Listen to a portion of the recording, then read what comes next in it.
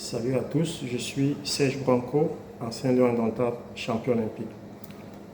La réélection de Samuel Eto'o, du président sortant de l'Africafoot, n'est une surprise pour personne. On s'y attendait tous, car il était candidat unique. Tous les adversaires potentiels ont disparu, ont fui, parce qu'ils n'avaient ni le charisme, ni le carnet d'adresse, ni le projet, et ni les moyens d'être président de l'Africafoot. Ce temps-là est dévolu, où n'importe qui voulait venir et être président de l'Africafoot. Le temps où même un moto-taximan, un vendeur de journaux, un commerçant, tout le monde pouvait venir et devenir président de l'Africafoot. Ce temps est passé. Après le magistère de Samuel Eto'o, il faut avoir les compétences, le carnet d'adresse, les moyens, car le football camerounais a besoin de moyens. C'est pour ça qu'il n'y a pas eu d'adversaire. Parce que tous ceux qui racontaient, qui faisaient des complots pour se présenter, ils ont oublié que la vraie élection de Samuel Eto'o à l'Africafoot, c'est cette élection qui vient de passer. L'élection de 2021 n'était pas une élection, c'était un marchandage, car il fallait retourner les délégués de Seydou Mboumoundioya contre Seydou Mboumoundioya pour Samuel Eto'o. Il y a des délégués qui ont fait du chantage, il y a des délégués qui ont vendu leur voix, il y a des délégués qui étaient des gens malhonnêtes, des délégués qui étaient des fémans, des délégués qui ont trahi leur président sortant, Seydou Mboumoundioya, et qui sont venus vers Samuel Eto'o pour vouloir trahir Samuel Eto'o en plus. Mais Samuel Eto'o les a tous rasés, les a mis de côté. Donc le premier mandat, les 4 ans de Samuel Eto'o, c'était un mandat de nettoyage. C'était un mandat de mettre hors d'état de nuit tous les malhonnêtes, tous les fémans du football camerounais. Aujourd'hui, cette nouvelle élection dont on vient de vivre, avec des nouveaux délégués qui sont humainement bons, c'est des vrais passionnés de football. Personne n'a vendu ses voix, personne n'a fait le chantage, personne n'est venu là avec des calculs malsains. Personne, si un délégué de cette élection qui vient de passer là a reçu 5 francs, moi je lui donne 20 francs en retour. Contrairement aux délégués de 2021, dont je vous parle de sources sûres, d'autres ont reçu beaucoup d'argent. Je ne vais pas donner des montants ici. Samuel Eto'o a dépensé presque 500 millions de francs en 2021 pour être élu président de l'Africafoot. Et il a eu le temps de mettre les bases solides. Il a eu le temps de mettre des gens sains dans la gestion de l'Africafoot actuelle. Et aujourd'hui, 4 ans après, je peux vous dire que le vrai mandat de Samuel Eto'o va commencer maintenant. Parce qu'il aura les mains libres pour travailler. Il a fini avec les procès aux taxes. Il a fini avec les présidents malhonnêtes qui ne payent pas les joueurs. Il a fini avec tout le monde qui venait s'enrichir dans le football.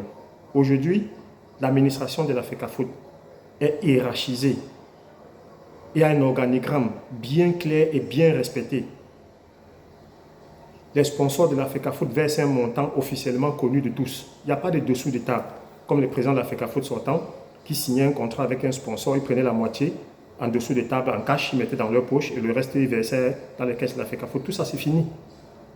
Donc je suis persuadé aujourd'hui que Samuel Eto'o, le président de l'Africafoot, va se concentrer sur le sportif. Car les 4 premières années, il s'est concentré sur les procès aux tasses, il s'est concentré sur les problèmes de personnes, sur les Congossas, sur les jaloux, sur les aigris et tout ça. C'est pour ça qu'on s'est retrouvé aujourd'hui avec les hiboux et les églisiens. Donc maintenant, c'est un mandat sain qui commence avec des personnes saintes et des personnes qui sont là pour la passion, le football. Qu'on commence à jouer au football, que le sportif prenne le pas sur l'extra-sportif.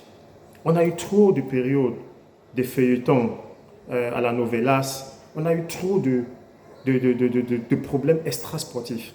Et dans ces conditions, il a pu faire le meilleur de lui-même. Et là où Samuel Eto'o a le plus réussi dans son premier mandat, c'est sur le plan administratif et sur le plan judiciaire.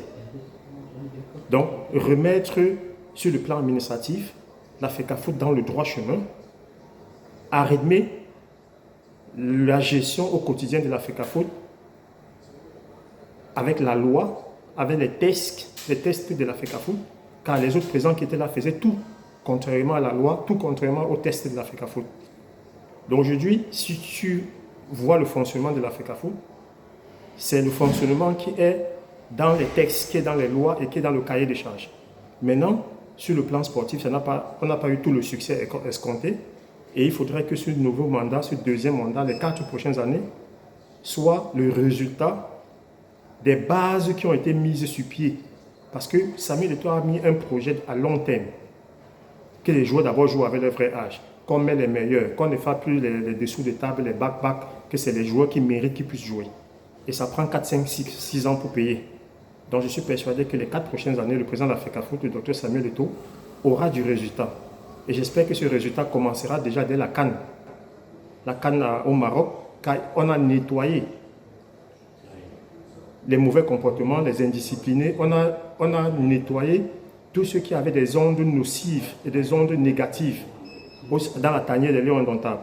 Aujourd'hui, on a des jeunes qui veulent prouver, des jeunes qui veulent rêver et des jeunes qui veulent réussir avec le vert rouge. Donc, je suis persuadé que dès la CAN au Maroc, on aura les débuts de réussite sur le plan sportif et que les 4 années qui vont suivre, les résultats sportifs seront meilleurs que ceux qu'on a connus sur les 4 dernières années. Merci.